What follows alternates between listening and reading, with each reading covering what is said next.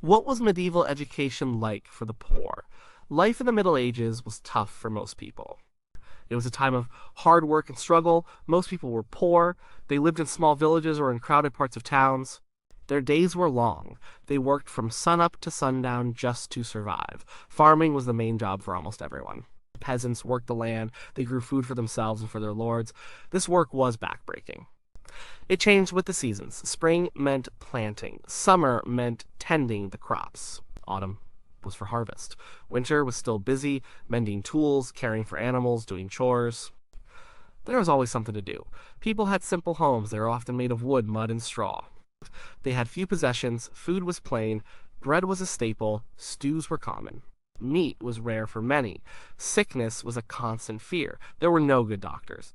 Many children did not live to be adults. Life was short. Security was also a problem. Wars happened. Raiders could come. Lords fought each other. Peasants often suffered during these times. They had to give their crops. Their homes could be burned. They might be forced to fight. In this world, education was not a priority. Most poor families did not think about sending their children to school. Schools were not common anyway. There were no public schools like we have today. Learning to read or write was a luxury. It was not needed for daily life. A peasant boy needed to learn how to plow. He needed to know how to sow seeds. He learned how to care for sheep or pigs. A peasant girl learned how to cook. She learned how to spin wool. She learned how to tend a garden. These skills were taught at home. They were taught by parents, they were taught by grandparents, they were taught by older siblings. This was their education. It was practical. It was about survival. Children started helping out very young. As soon as they could walk, they had small chores. They watched their parents. They copied what they saw.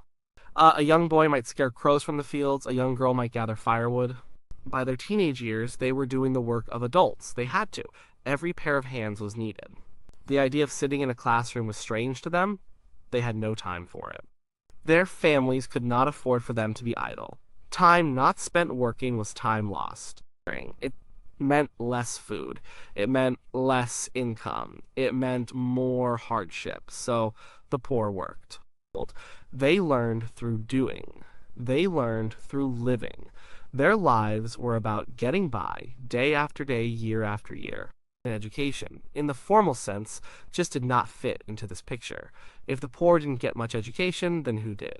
Mostly, it was the rich and people in the church. Their reasons for learning were very different from the needs of a common person. Nobles, for example, had their children educated. A noble boy might learn how to fight. He learned how to ride a horse. He learned how to manage land. He learned about laws. He learned how to be a leader. He might learn Latin. He might learn to read and write a bit. This helped him run his estate, it helped him command his soldiers, it helped him deal with other nobles. His education was about power, it was about control, it was about his place in society. Girls from noble families also had some education. They learned how to manage a household. They learned how to oversee servants, they might learn to read, they might learn needlework. Their education prepared them for marriage and running a large home. The church was the biggest force for learning. Monasteries and cathedrals had schools. These schools were mainly for boys who would become priests or monks. They learned Latin, they learned to read religious texts, they learned theology. They learned how to write. This education was serious. It prepared them for a life of service to God and the church. They needed to understand scripture. They needed to copy manuscripts. They needed to preach. The church valued learning. It needed educated people to keep its system going. So education was for specific purposes. It was for governing, it was for fighting, it was for serving God. It was not for everyone. It was not seen as something for the general population. For the poor, there was no such purpose. They did not need to manage estates. They did not need to read complex books. They did not need to lead armies. Their work was physical. Their lives were local. What good would reading do a farmer in the fields? How would writing help a weaver at their loom? It was not seen as useful for their daily tasks. Also, there were practical barriers. Schools were few. They were often far away. If a school existed, it usually cost money. Fees might be small, but they were still too much for poor families. Books were very expensive. They were hand-copied. Only the rich could own them. Paper was not common. Parchment was costly. So learning materials were hard to get, but the biggest reason was the need for labor. As I said before, children were needed to work. If a child went to school, they were not working. This meant less food for the family, it meant less money, it meant a harder life for everyone. A family simply could not afford to lose a child's labor. They could not afford the time off from work. So, the poor stayed uneducated in the formal sense. They learned what they needed to learn to do their jobs. They learned how to survive. Their lives were hard. Their options were few. Education was simply not part of their world. It was a privilege, not a right. It was for a different class of people for different purposes entirely. Even though formal education was rare for the poor, there were small chances for some to learn. The church was sometimes a source of this learning. It was the main institution that valued knowledge and kept it alive. Some poor boys, if they were very bright, might get a chance to enter a monastery or a cathedral school. This was not common, but if a boy showed real promise, or if he was an orphan, or if a local lord or a priest sponsored him, he might be taken in.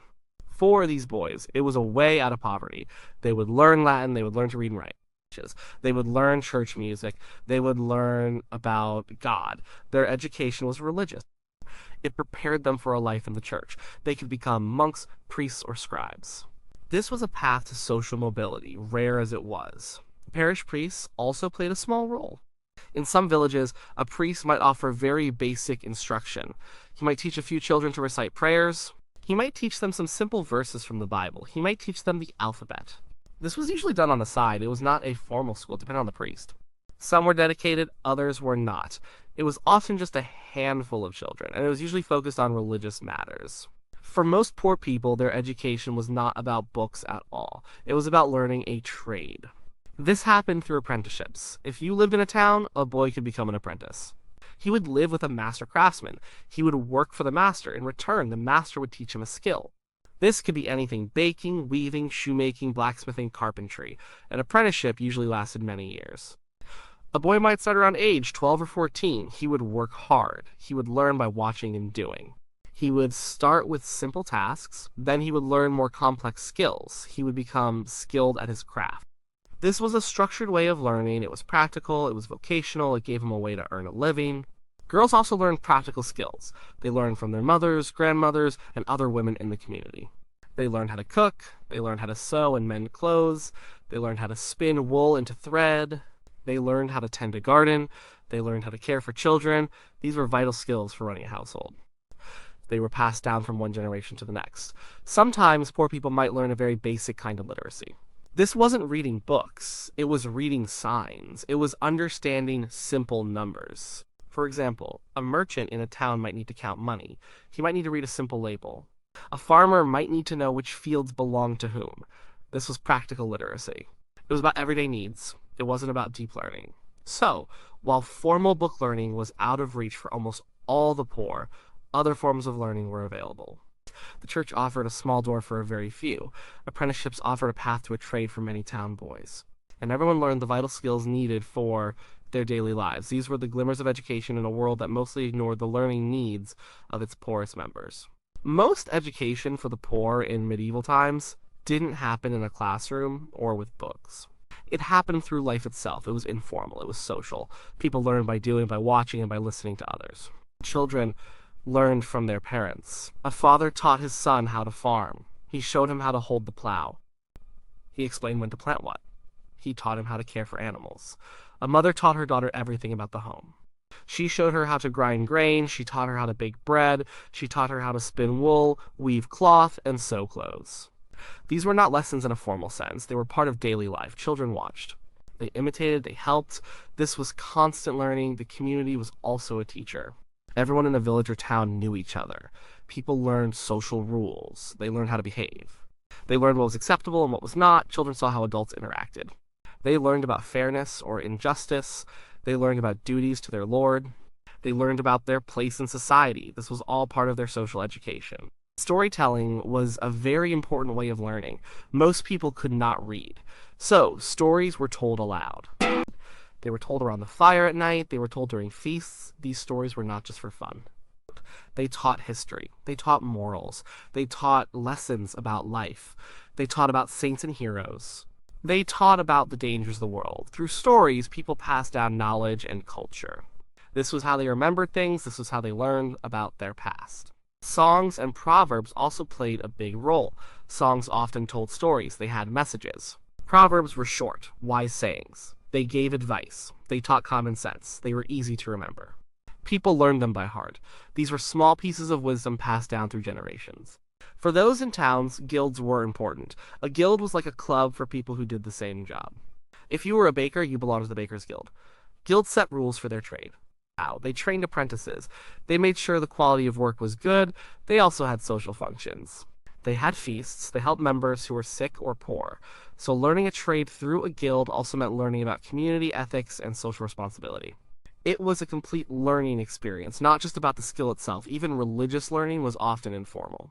People learned about God and the Bible through church services. They listened to the priest. They saw the pictures and statues in the church. These visuals helped tell the stories of faith to people who couldn't read. They learned prayers by repeating them. They learned about saints through stories told by the priest.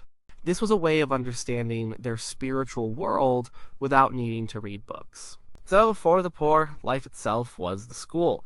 The family, the community, the church, and their daily work all contributed to their education.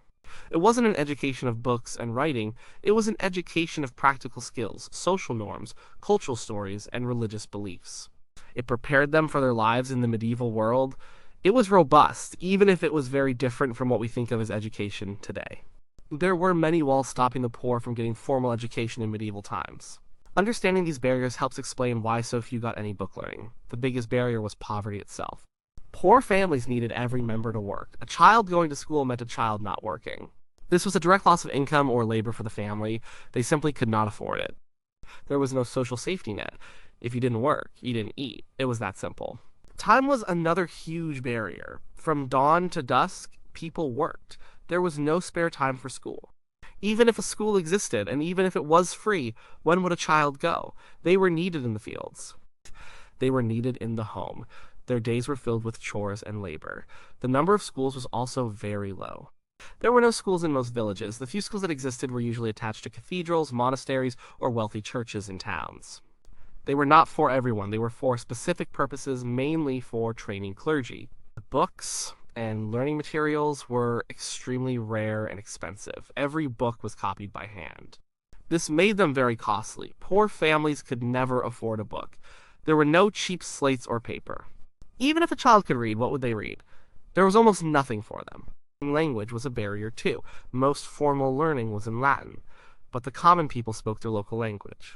Latin was a language of the church and of scholars. It was not the language of the street or the farm.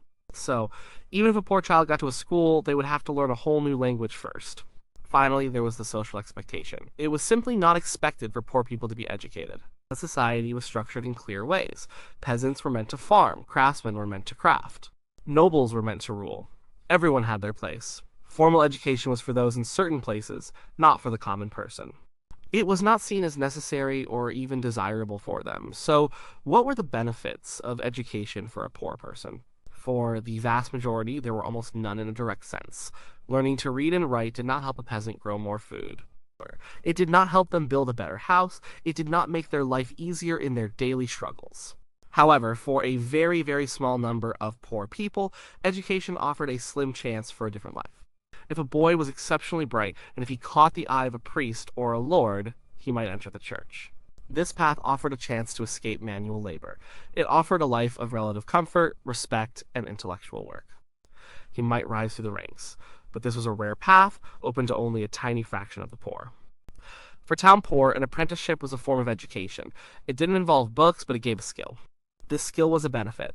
It allowed them to earn a living as a craftsman. It gave them a place in a guild. It offered stability, often more than a peasant might have.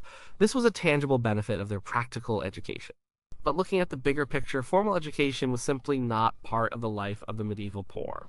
Their learning was focused on survival. It was focused on passing down necessary skills. It was about knowing your place in the world and how to live within it.